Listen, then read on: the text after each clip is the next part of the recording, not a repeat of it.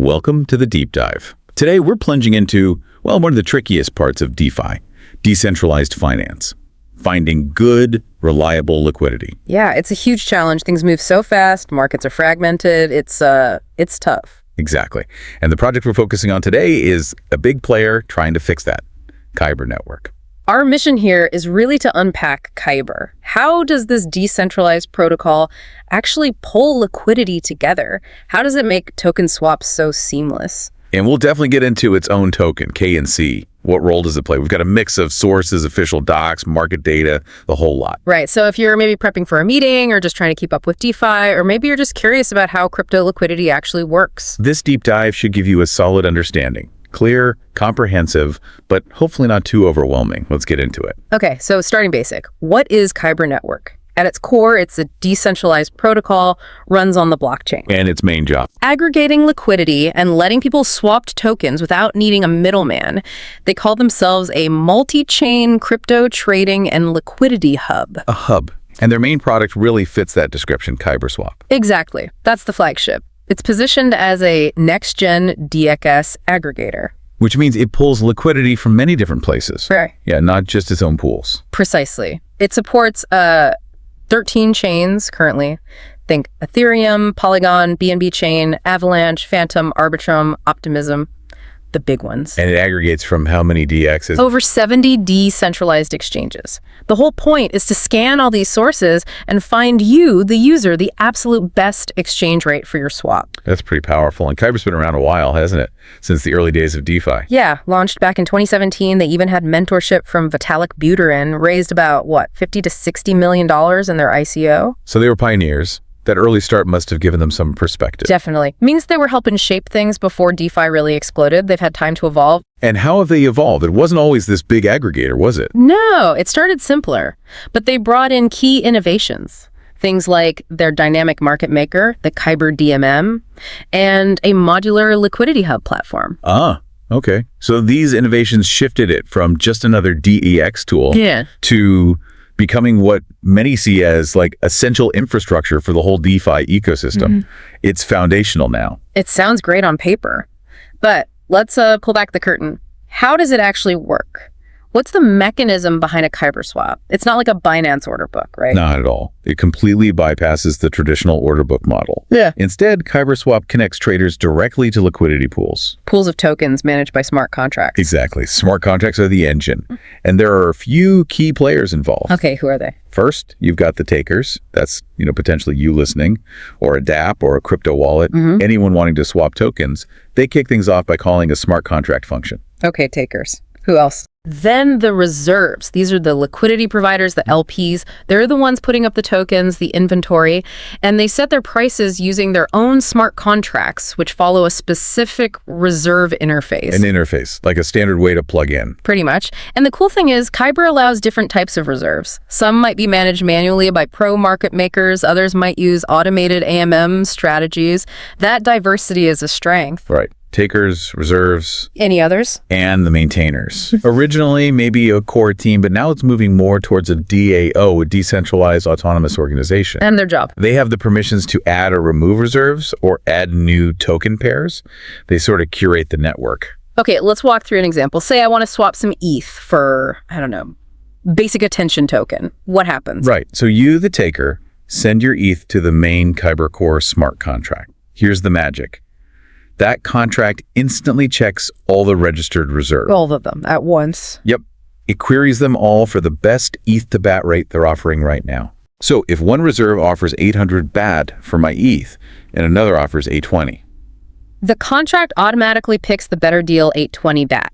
It sends your ETH to that specific reserve, reserve 2 in your example. And then? Reserve 2 immediately sends the 820 BAT straight back to your wallet.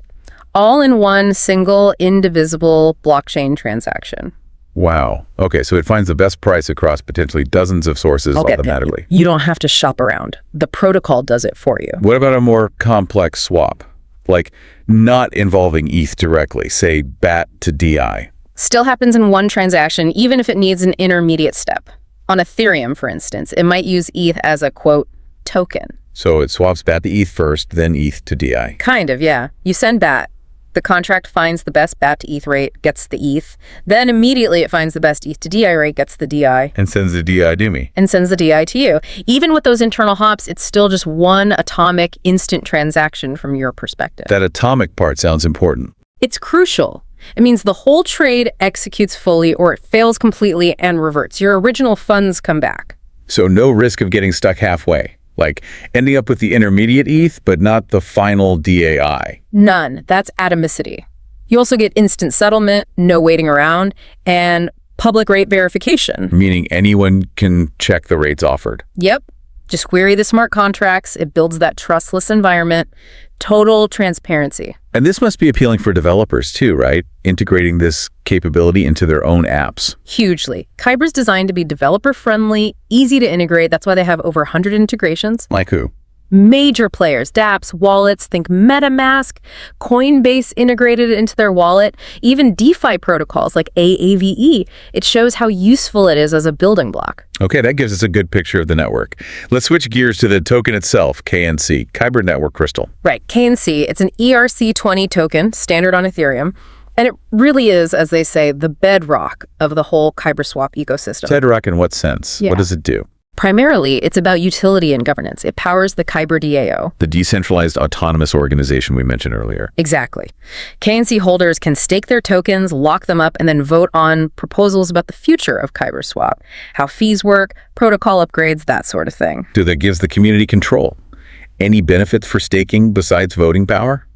Yeah, stakers can get rewards, things like rebates on gas fees they spend, or even a share of the trading fees generated by the protocol.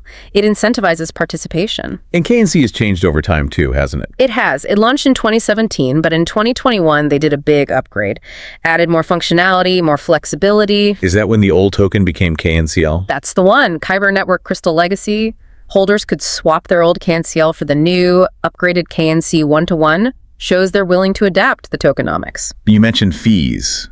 Does KNC have a role in how fees work? And I read something about it being deflationary. Good points. Yes, KNC is designed to be deflationary. A slice of the fees collected from the liquidity pools gets burned. Burned, meaning permanently removed from circulation. Correct. Reduces the total supply over time. They've done big burns in the past, like 1 million KNC here, 1 million there. So the supply should always be going down. Well, mostly. The supply is actually dynamic.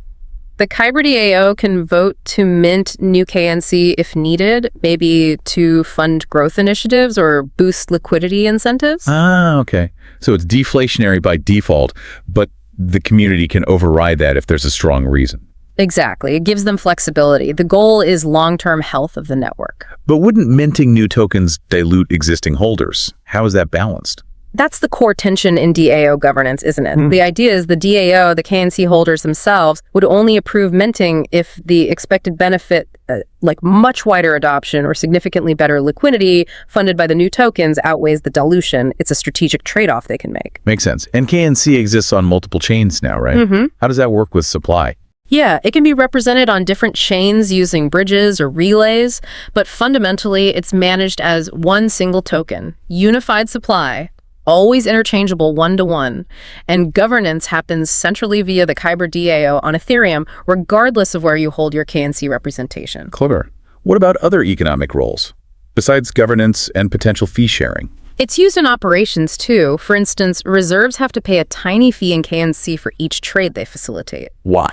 It acts as a small cost, a friction, that helps prevent wash trading.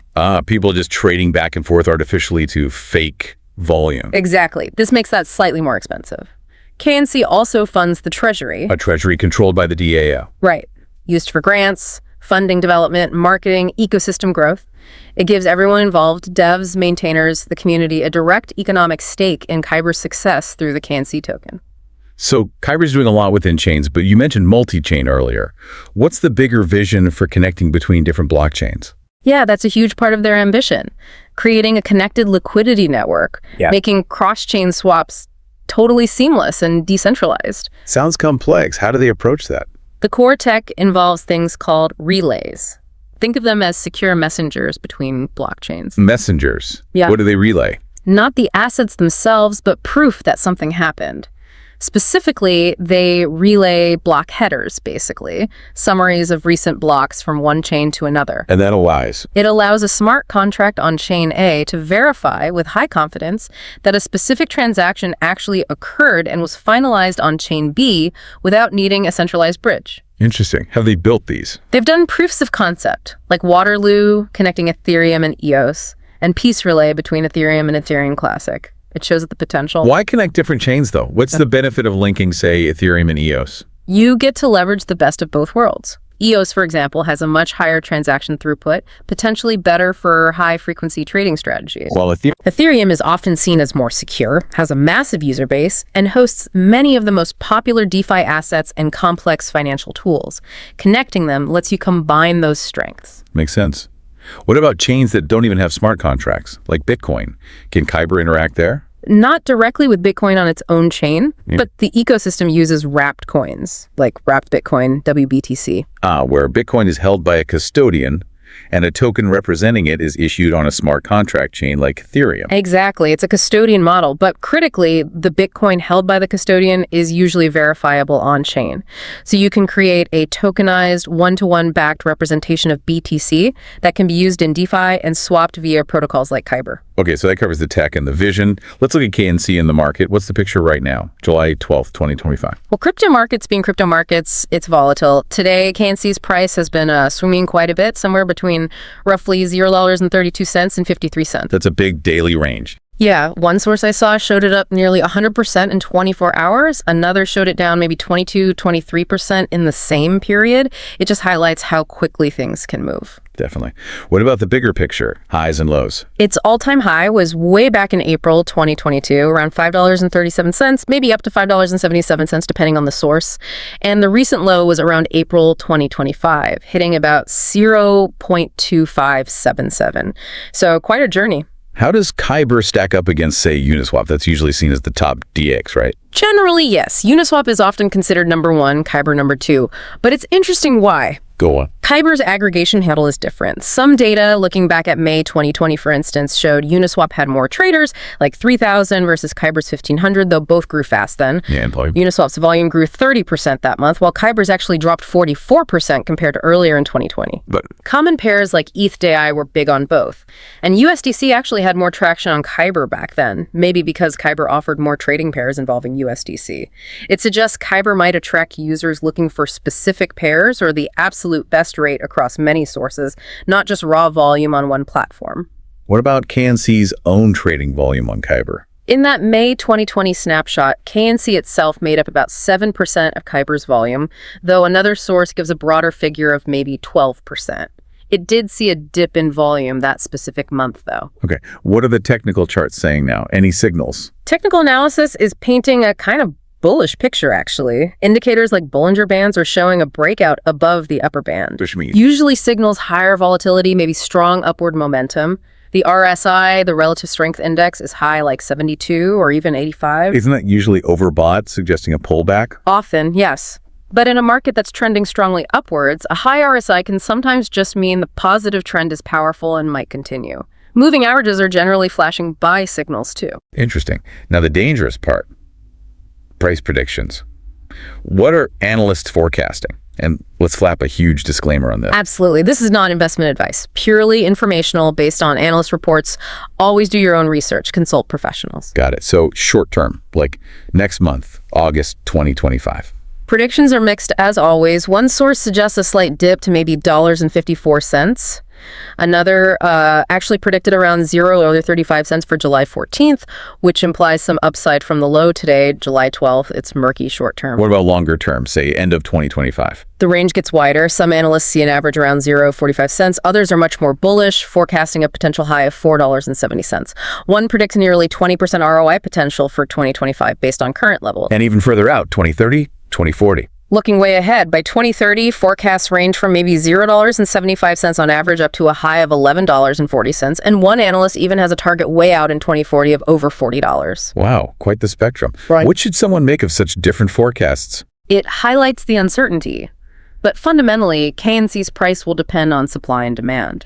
That's influenced by real-world factors, Like protocol updates does Kyber keep innovating? Market cycles like Bitcoin halvings, regulations, obviously, general crypto adoption, and yeah, the actions of whales, big holders whose trades can move the market. Lots of variables. Okay, crystal clear on the disclaimer. This is purely informational. Absolutely. Never treat this as advice. So let's wrap this deep dive up. We've seen how Kyber Network tackles that core DeFi problem of liquidity. Yeah, using its decentralized aggregation protocol to offer seamless swaps, pulling rates from all over. And we've dug into the KNC token. It's not just for speculation. It's vital for governance, for the network's economy, and for its future cross-chain plans. It really sits at that interesting crossroads of technical innovation and the real-world needs of a decentralized economy. Which leaves us with a thought. As DeFi keeps evolving at this breakneck speed, what other crucial pieces of infrastructure, besides liquidity, will need this kind of aggregation? What else needs to be brought together and made easily accessible for the whole ecosystem to thrive? And following on from that, how will governance tokens like KNC need to adapt? Will their roles change as the demands on these protocols become even more complex? Something to ponder. Definitely food for thought. We'd encourage you listening to explore these ideas more. Maybe check out KyberSwap's interface yourself, or even look at the proposals being voted on in the KyberDAO. There's always more to learn, especially in DeFi. Thanks for diving in with us.